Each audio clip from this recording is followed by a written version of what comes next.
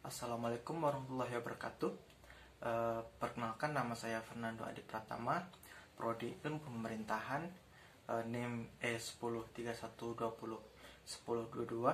Nah, pada kesempatan kali ini saya akan membahas tentang patologi birokrasi guna memenuhi tugas ujian akhir semester mata kuliah Birokrasi Pemerintahan Indonesia. Nah, pada dasarnya konsep patologi berasal dari ilmu kedokteran, yaitu tentang mengkaji penyakit yang melekat pada organ manusia sehingga organnya tidak berfungsi. Nah, dan kemudian jika di dalam patologi birokrasi, konsepnya itu tentang memahami berbagai penyakit yang melekat dalam birokrasi sehingga mengalami disfungsi. Nah, selanjutnya yaitu pengertian birokrasi, pengertian dari patologinya. Nah, seperti yang sudah dijelaskan dari yang tadi, bahwa patologi itu pada awalnya hanya dikenal di dalam ilmu kedokteran sebagai ilmu tentang penyakit.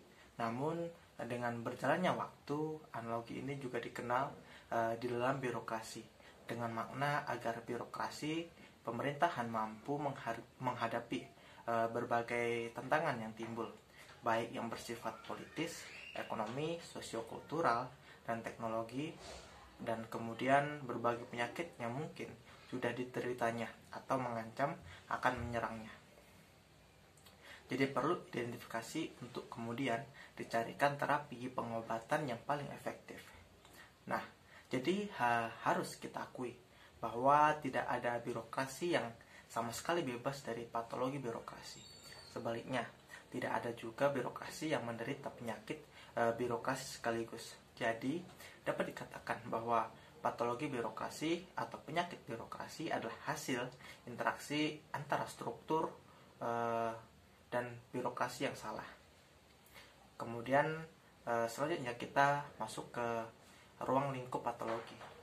Birokrasi atau bisa disebut juga disfungsi birokrasi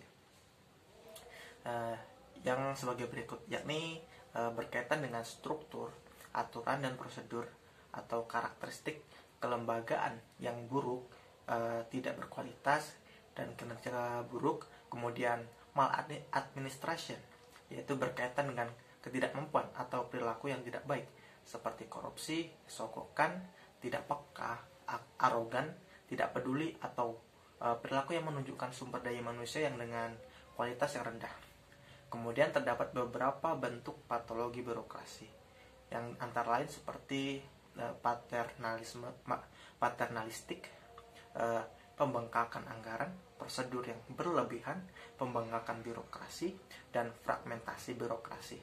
Selanjutnya yaitu untuk mengatasi patologi birokrasi, yaitu butuh yang namanya rasionalitas di dalam perilaku yang baru dan menciptakan integritas pada sektor politik, keterbukaan pemerintah, lembaga perwakilan, egalitarianisme, dan meningkatkan partisipasi publik, kebebasan serta demokrasi, sistem politik yang sehat, terlindunginya hak-hak sipil dan masyarakat, kemudian kebijakan sipil dan perwakilan, menekan otorianisme, memperbaiki kinerja administrasi, dan menggunakan kontrol korupsi yang khusus.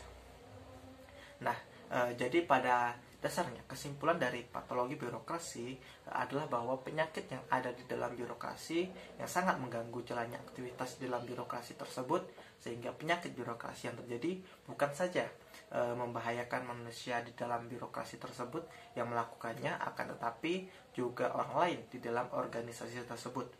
Bahkan lebih dari itu, patologi dalam birokrasi dapat mendatangkan bahaya bagi seluruh masyarakat.